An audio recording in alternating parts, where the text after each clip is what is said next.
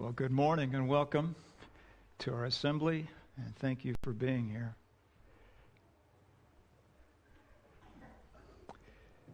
I've been talking about the book of Ecclesiastes this last few weeks.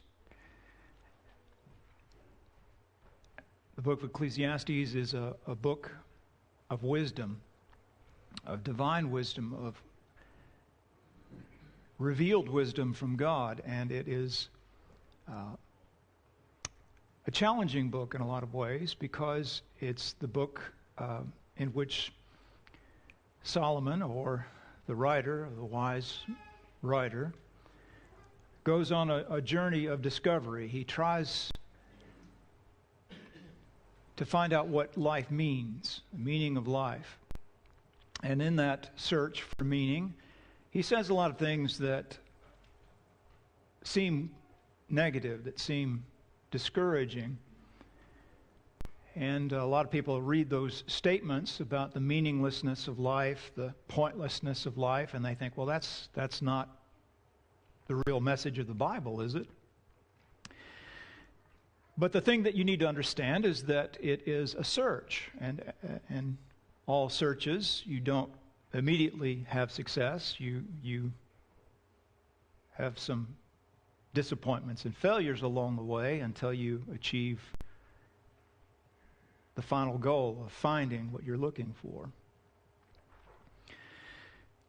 And so, as we studied before in chapter 1, the writer starts out saying everything's pointless. Everything just keeps going on and coming back to where it was before, and what's the point of that? Nothing is ever accomplished. Nothing ever happens that is new or different. It's just all more of the same.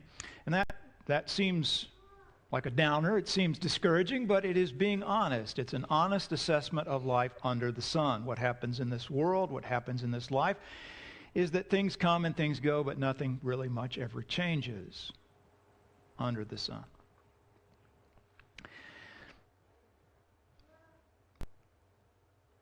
But then this sets the stage for a greater truth. All of what he says is true, but it sets the stage for a discovery, a thought that helps all of us to understand what life is really about. And that is that it's about God. And that you must bring in the one who made this world and everything in it into the picture, into your thinking, in order to escape the constant circle of meaninglessness. And in the second chapter, he explores this further, and he talks about all of the things he did as a rich man, as a smart man, as an industrious man, all of the things that he did in this life, in this world, to try to bring meaning to himself, ultimately concluding that none of his accomplishments, none of his work really meant anything. He was successful. He enjoyed what he was doing in the moment, but at the end of it all, what did he really accomplish? What had he gained? And his conclusion was nothing. And yet, he does draw a positive conclusion, but he must bring God into the frame in order to find that positive outcome.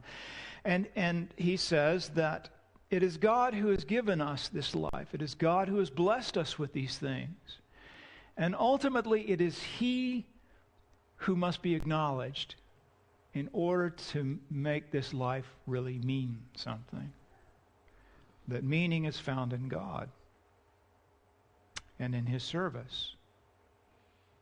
And that's really the point of the book of Ecclesiastes. But he develops that all along through the book, and as we'll see at the end of my sermon, he draws that conclusion as well at the end. But it is a process. It is a series of observations, many of which are negative throughout the book. Many of which are, say, this is bad, this is not good, this is disappointing. And yet, in the total picture of things, this is where we find meaning. We find meaning in God. And that's what we've talked about in the first two lessons. We've talked about the fact that, life is just a big circle under the sun. and it just goes round and around and around and doesn't really accomplish anything. But once you look beyond the sun, once you look beyond this life and beyond this circle of material work and accomplishment and toil and life and death, once you look beyond it, then things start to make sense.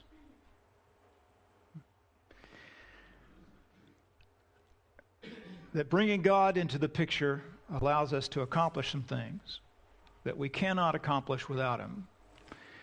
Seeing His hand in our blessings because they come from somewhere. Knowing that He continues to be there, He doesn't go away. And knowing that He will always be there, even after this life is over with, and knowing that our efforts therefore matter. He put us here for a reason. He acts upon us. He blesses us for a reason. And therefore there is a point to our life. Our lives matter because they matter to Him. And that's what gives meaning to life. It's a wonderful message. And it continues on in the 3rd chapter, as we'll see in a moment, that without God, life has no meaning, but with God, life has meaning. In the 3rd chapter, the writer goes on to make some really quite stunning and positive and wonderful points. And this passage, Ecclesiastes 3, is a favorite of a lot of people, even people who don't particularly believe in God kind of like this passage, because it's poetic and it's beautiful and it says some rather encouraging things. And yet we cannot escape the context. Sometimes people do that. They find a single passage in the Bible and they say, well, I like this passage. And they kind of turn it into something that it's really not because it suits them in some personal way. They make some application that doesn't really fit the context of the book that they're reading, and they may like it, but they perhaps like it for the wrong reason. And we need to like all of God's words for all the right reasons. So let's look here at Ecclesiastes chapter 3, a passage that says all things are beautiful.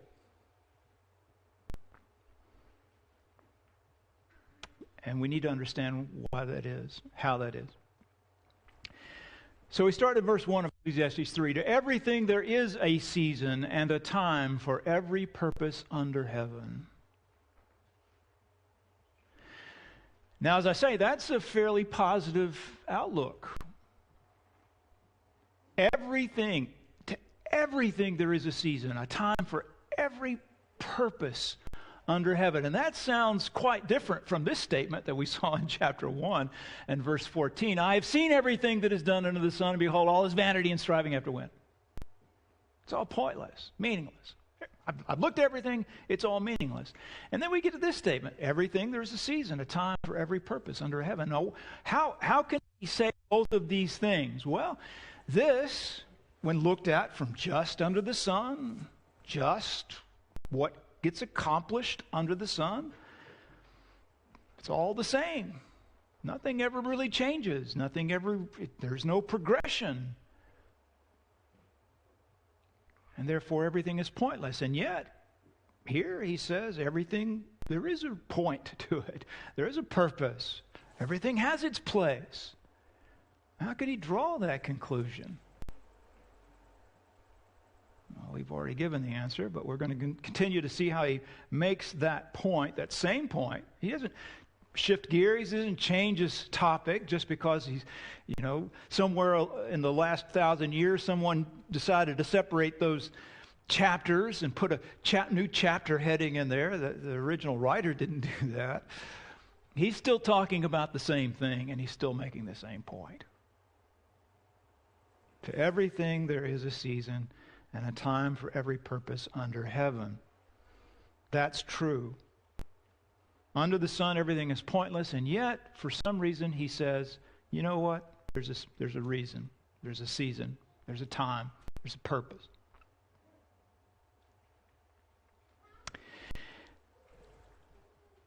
Here, in chapter 2, right before he says that, the transition from 2 to 3,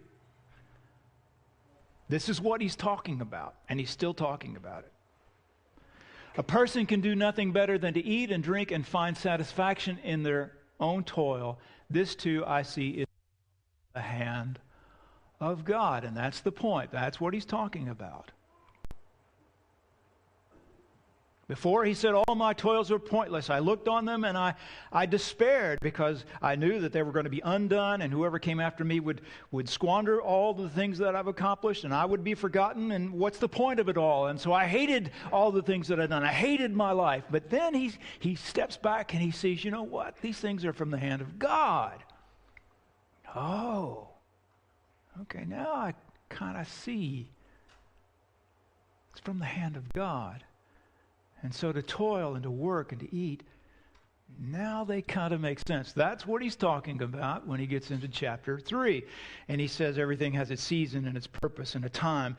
And then these verses, which many people love, and it is a poem, it is poetic, it is beautiful, but it is a continuation of the same thought. A time to be born, a time to die, a time to plant and a time to uproot, a time to kill and a time to heal, a time to tear down, a time to build, a time to weep and a time to laugh, a time to mourn and a time to dance, a time to throw stones and a time to gather stones, a time to embrace and a time to turn away, a time to seek and a time to lose, a time to keep and a time to cast away, a time to tear, a time to mend, a time to be silent, and a time to speak, a time to love and a time to hate, a time for war and a time for peace. Now, he doesn't stop there. You don't just read that in isolation. Notice what he goes on to say. He says, what does the worker gain from his toil? Which is the question he began with at the beginning of the book. So he's still talking about the same thing. All of these things that we just went through, the ups and downs of life, the ins and outs, the successes and the failures, the happy moments and the sad moments, what does man gain from all of that? I've seen the burden that God has laid upon the sons of man to occupy them. I've seen all of the things that men go through and the things they must endure, the things they enjoy and the things they don't enjoy. I've seen the burden that God has placed upon us. And yes, God has put us here. And God has made us for a reason. He has made everything beautiful in its time. And that is what this passage is about. It's about what God has done. It's bringing God into the frame. It's helping us to see what life is really about. He has made everything beautiful in its time, which is an incredibly positive statement. But we need to understand exactly what it's saying. Remember, he said at the beginning of that chapter, verse 1, to everything there is a season, a time for every purpose under heaven. And that's what this statement is about. In verse 11, he has made everything beautiful in its time. You see that? To everything there is a season, a time for every purpose. God has made everything beautiful in its time. So this entire passage and all of those things that he just talked about there's a season and a time for everything. It all comes down to this statement here. He has made everything beautiful in his time. But what does that mean? Exactly what does that mean? Well, there's three views of what that means. And there's certainly others as well, but three that I'm going to talk about. One idea is that this is just a piece of wisdom, just a piece of information about how, there's a right time for everything. That there's a time when it's appropriate to laugh. And there's a time when it's It's not appropriate to laugh. It's the right time to mourn. And then there's a time when you need to gather stones because it's the right time for that. And then there's a time when you need to throw the stones away because that's the right time for that. And so it's just wisdom about recognizing that everything has an appropriate time. And the application would be you need to exercise some personal judgment and say, this is the right time for me to embrace. And then there's another time when, no, it's not the right time to embrace, and so I need to be wise about that and refrain from embracing. And there's a time when I need to make peace, and there's a time when I need to kill. This is the right time for war. And, I've heard the passage explained that way, and at times I think I may even have explained it that way. You just need to be wise about timing. I don't think that's what this passage is saying. I don't think what it's talking about. There's wisdom in that. There's wisdom in knowing there's a right time and a right place for everything. That's a true thing, but I don't think that's what he's talking about. And let me tell you why. Because, again, this passage occurs in a context. In the context, Solomon, or the wise man, or whoever is writing this, he's not talking about things become beautiful when we understand its appropriate time. You go back to the beginning of the book, things go up, things go down, and he suddenly realizes, there's just the right time for that. There's a right time for the sun to come up, and there's a right time for the sun to go down, and because the timing is right, then it becomes good. No, he didn't work his whole life building and making things, and then realizing later, I just didn't do those at the right time. That's not the source of his dissatisfaction. The sun comes up at the right time, whether you choose for it to do so or not. And it goes down at the right time. It's not about you making the right timing choices in your life. Because the truth of the matter is that a lot of those timing choices are completely taken out of our hands. You don't choose the time that you die, for the most part. And mourning often comes at the most inopportune times.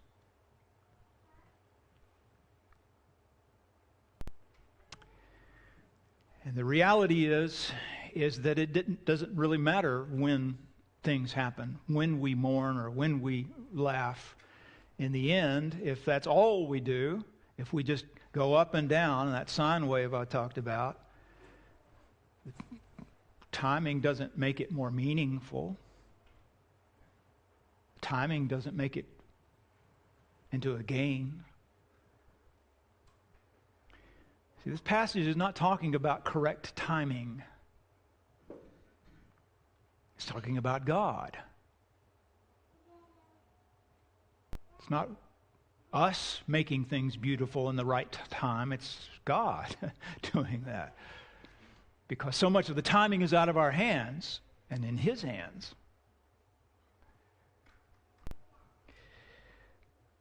Which brings me to the next view that a lot of people have, and that is, I guess I would call it an extreme form of determinism, and that is that God causes everything. But that's what the writer is saying. God makes all of these things happen. He makes the war happen, and He makes the peace happen, and He makes the killing happen. He makes the peace happen, and the embracing happen and the non-embracing happen. And because God causes all of these things, God makes everything happen that happens, it must be good. It must be okay. It must be beautiful because God made it happen. I don't think that's the correct interpretation of this passage either.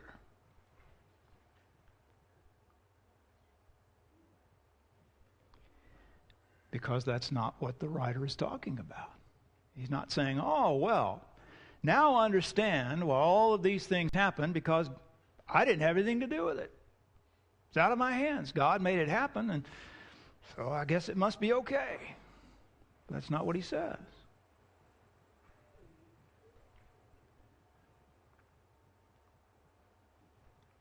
Now, he is saying that God is doing something.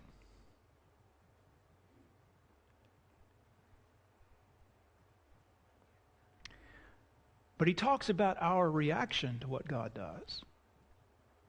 How we respond. Because we can respond. A lot of these things happen because they are somewhat in our control. People do kill. And they do make peace. And they do laugh. And they do mourn. And they do embrace. And they do refrain from embracing. It's not that God causes all of those things. We do them. But God acts upon them. God is in the mix. God is doing things. And because God is at work, blessing, and watching over us, and acting, and in the end, judging, because God is there, our choices and our behavior and our actions and our reactions matter. They become meaningful. And ultimately, because there is a God who is acting and working and judging, in the end, in His time, it's all good. I think that's what this passage is talking about. He has made everything beautiful. The operative term there is not time, that everything's beautiful if you just get it at the right time. It's that God makes everything beautiful in its time. He does that. Now, it's a little bit of a challenging concept to wrap your head around, I know, but the way that you perhaps can get a personal connection to it is this way. I have much to me, and we've been through ups and downs in life. We've had challenges, periods of loss and difficulty, and we've had to mourn. And we've had a lot of wonderful moments, successes and joyful moments. And we've had to build some things, and we've had to see some things that we've tried to build destroyed. And yet, throughout all of that, she's been there, making all of it wonderful. You understand that on a personal level, right? On a so much greater level, you have a God who may be present in your life. He wants to be. He makes everything beautiful. Not that He causes the things that cause you to mourn. God doesn't cause children to be abused. God doesn't cause that. But in the end, God's going to work on that. He is working on it. And the loved one that you lost and you loved so very much and they died and you mourn for that, you shouldn't see that as, well, God did that. And so God, in a way, God did that. But in a way, it's the consequence of the evil of this world. But God is not letting go. God is not standing back and saying, well, that's just going to happen. And He's working. He's acting.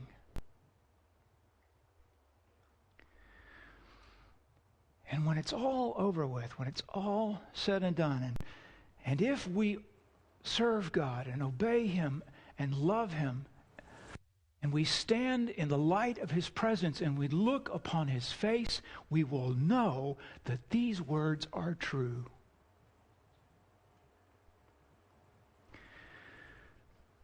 He makes all things beautiful. Because He exists, we exist for a reason. Because He gives us the power to choose and gives us the resources to work with, then we can know that our choices and our work matter. Even in our hardships, the things that happen to us and what ultimately will come of them matter.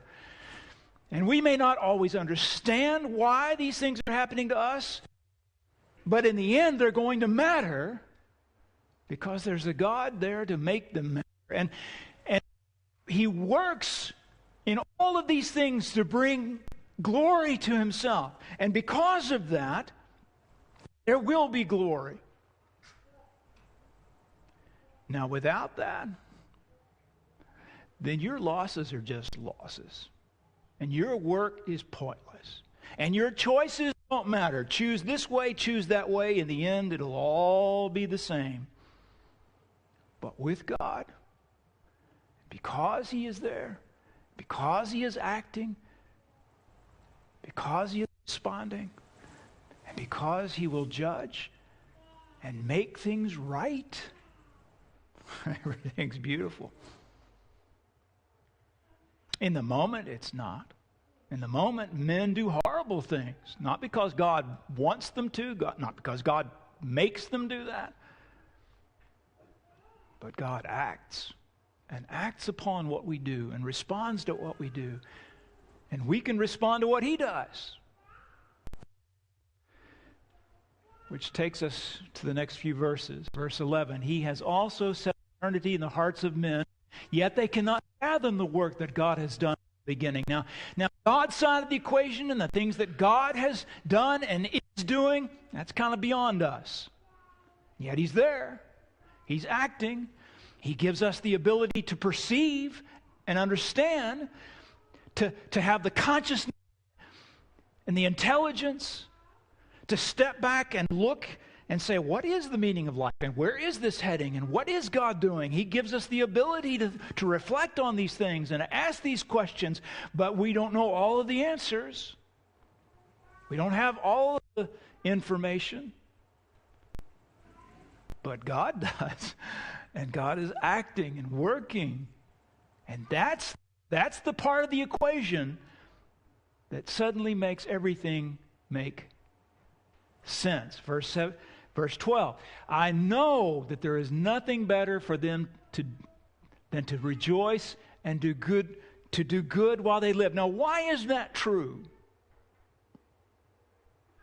I mean, before he was very pessimistic. He said, no, this is pointless. I did this, that was pointless. I did this, it was pointless. I enjoyed it for a while, but in the end I look back and I said, I didn't gain anything. But now he's saying, look, I know that there is nothing better for them to do than to rejoice, enjoy their life. He's already said this. We looked at this at the end of chapter 2. Rejoice, enjoy your life. Why? If it's all pointless. Why? Well, because it's not pointless, because there's a reason why you need to enjoy your life and to do good. You need to do good. Well, why? What difference does it make? You do bad, you do good, you all die, and that's the end. No, you need to do good. There's a reason you're here. God put you here. And also that every man should eat and drink and find satisfaction in all his labor. This is the gift of God. See, before he looked at all of his labor and toil, he says, I hate it. I hate everything that I did. Because I knew it was just all going to be done. I don't understand, it's pointless. But now he says, look, God's there. He put me here. He gave me this life and these resources, and I'm doing these things. And I know under the sun in this life, it doesn't really mean anything, but there's this God who gave it to me. It's the gift of God, and now I understand. It's all beautiful. Because He makes it so. In His time. This is why I need to do this. Now, without God, I don't know why you would, or, ultimately it doesn't really mean anything, but you should eat and drink and find satisfaction in your life. You should do good, because it's the gift of God. Verse 14, I know that everything God does endures forever. See, there's the permanent thing. There's the thing that does last. There's the thing that gives substance to life. Everything we do under the sun's temporary, doesn't last. But what God does, that lasts. Endures forever. And that's why you should serve Him and obey Him and do good and enjoy your life. Because God is acting and everything He does is forever. And God does it so that they should fear Him. We are here to revere God, to worship Him, to bask in His glory, to acknowledge His glory, to serve Him not only now but forever. That's why we're here. And that's what gives meaning and purpose to life. Because we're made for a purpose. We're made for a reason. And all of the ups and downs of life, all of the sorrows and all of the joys and all of the loss and all of the accomplishments, they ultimately only mean something because of this. And they do. And this is what he says throughout the rest of Ecclesiastes. He talks about things being pointless and disappointing. He doesn't stop making that point. He still keeps making the same point that he made in the first few chapters. He makes the same points throughout the rest of the book. He says a lot of kind of negative and kind of pessimistic things, but again, he's going through that same thought process. You know, he says, this seems pointless, and this seems like a downer, and this seems hurtful, and and challenging. But then, he keeps bringing it back to that same point. But, God's going to work it out. Because there's a God, it's going to be okay. And he says a lot of things in the book that, a lot of people read in isolation and say, well, man, that doesn't seem right, or I don't get a lot of encouragement out of that, or that seems to be a statement that lacks faith. But you have to take the whole message and go on the whole journey and understand that his point is if we honor and obey God, then we can enjoy life's goodness. We can enjoy even these temporary pleasures, comforts, good days, and take consolation in the bad days and in the disappointments and in the loss, because he's still there and he's still acting, and he will bring everything to judgment. God will bring closure to life. Without God, there is no closure. There's no point, really. But with God, there is meaning and purpose and closure. And I'll jump to the end now. The end of the book. Now, some of you may be thinking, well, man, I wish he would just preach through the whole book. And others say, man, I'm so glad he's not going to preach through the whole book. But I'm going to make a point here, and that is the whole book is about this point. Even in this last chapter, he talks about getting old and getting sick and how debilitating that is and how unfun that is. But in the end, it's okay. It'll be all right.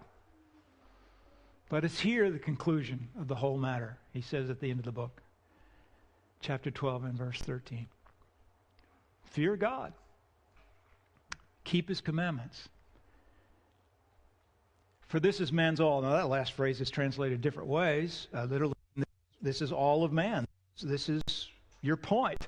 Some translations say this is the whole duty of man, which, is a perfectly good translation. But this is why we're here. This is why we exist. And we exist for a reason, and this is the reason. And it is this reason that brings meaning and purpose and contentment and focus to our life. We know what it's about. And when we know what it's about, it's okay. Ups and downs, the ins and outs, it's okay.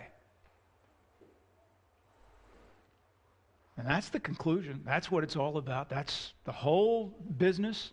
He was pessimistic in a lot of places, and he did say a lot of negative things, but then he said some positive things, and then when we bring it all together, this is the conclusion, this is the point, this is the application of it all, the wisdom of Ecclesiastes. You just need to fear God, keep His commandments. Because that's why we're here. That is why we exist. And accomplishing that, it brings meaning and beauty to our life. And he says in verse 14, for God will bring. God will bring. You know, without God, there's no bringing. Without God, there's no point. Without God, it's just good times and bad times and ups and downs, and it all ends in nothing. Zero. All is vanity. All is pointless. But no. Because we don't just exist under the sun. God will bring. God will bring every deed into judgment, including every hidden thing, whether it is good or evil. God doesn't make everything happen. We have free will. We choose, and sometimes we do evil. Sometimes we do good. But God will bring judgment and closure. God will act upon what we do. And when God acts upon all that happens under the sun, when God acts upon what we do, in the end, it will all be beautiful. Now, I didn't talk about this before, but that word beautiful, you know, some translations say that God, when He acts upon everything, He makes it right. And there it says there's a purpose for everything, because everything is right in its appointed time. That all things are beautiful, all things become correct. But the truth of the matter is the word is beautiful, and there will be beauty. You don't think that when God does this, that for those who have done good and who have served Him, that it won't all, looking back upon your life, even the things that upset you the most, when encapsulated within the glory of God, when all of it is set right by God, when God has fixed all that is broken, when God has made everything whole, you don't think that that will be beautiful? It absolutely will. 1 second after you look upon the face of God in heaven, brother, sister, 1 second, all will be beautiful. For God will bring every deed into judgment, including every hidden thing, whether it is good or evil. God will do that. And when God brings closure and acts upon what we do, then our life clearly has purpose and even beauty. And that's the point. It makes all things beautiful. We exist for a reason. Our choices and our work matter. Even our hardships matter. We may not understand how, but all things work to His glory because God acts upon them. He has made everything beautiful in its time. Well, that's my life. It's not totally out of your hands. A lot of things are out of your hands. But not everything. You have the ability to choose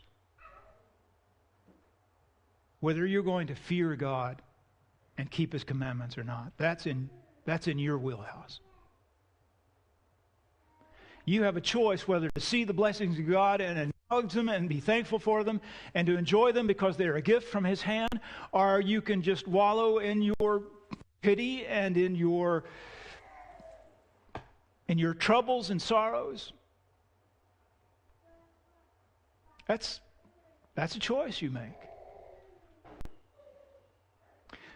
You can revere God and see Him acting and rejoice in His beauty. You can see Him act in His Son, in His sending His Son into this world and dying for our sins. A terrible tragedy of the Son, but when you understand what's happening, a thing of tremendous beauty.